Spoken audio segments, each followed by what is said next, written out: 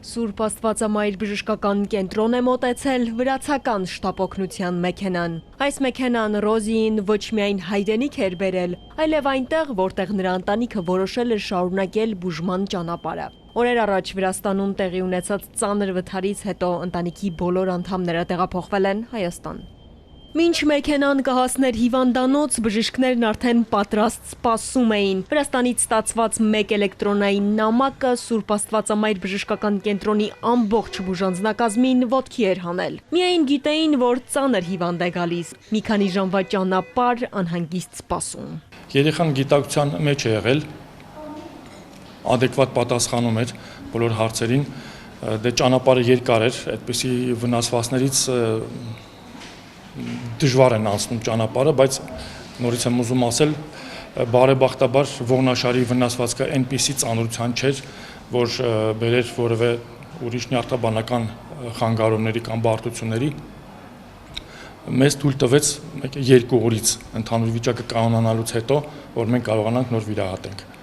Ընտանիքը Քոբուլեթ էր մեկնում հանգստի, նպատակակետին հասնելուն մոտ 1 ժամ էր մնացել, երբ հայրը մեքենան կանգնեցնում է մի փոքր հանգստանալու եւ ճանապարհը շարունակելու համար։ Հենց այդ պահին բեռնատարի վարորդը կորցնում է կառավարումը եւ բախվում մեքենային։ Երեխայի մոտ գոտկային ողի կոտրվածք էր, բազմաբեկոր ներհրումով կոտրվածք էր եւ դա իհարկե կարող էր առաջացնել լուրջ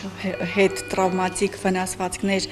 պարեզներով եւ պարալիչներով, բարեբախտաբար այդ աշճանի չէր հասել, շարժողականությունը պահպանված էր որոշակի եւ դա պետք էր անհապաղ վիրահատություն։ Ուրախ սվարթ գնաց վիրահատության իհարկե մի ձևով եւ հետ եկավ, բոլորս ուրախ էինք իր համար։ Ռոզիի համար սա ոչ միայն ֆիզիկական վնասվածքների, այլև մեծ հոգեբանական ստրեսի շրջան էր։ Նա օտար երկրում էր, իսկ ծնողները անորոշության մեջ չիմանալով, թե ինչ քայլեր պետք է անել հետագայում։ Վթարի պահին մեքենայում եղել են նաև ընտանիքի մյուս անդամները՝ մայրիկը, տատիկը, Ռոզիի քույրն ու եղբայրը։ Մայրն ու տատիկը բուժումը շարունակում են հայաստանյան մեկ այլ բժշկական կենտրոնում, իսկ քույրն ու եղբայրը բուժզննումն անցնելուց հետո դուրս են գրվել։ Բացառիկությունը իր դեպքում կայանում էր նրանում, որ հաշվի առնելով թե ինչ էր տեղի ունեցել, կարող ավելի վատը լինել երեխայի հետ, չնայած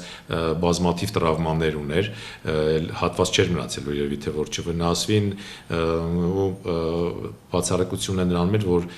կարողացանք ցուցաբերել այն բուժօգնությունը, որ այն ամբողջ ծավալով որ իրեն անհրաժեշտ էր եւ ստանալ դրական արդյունք, ստանալ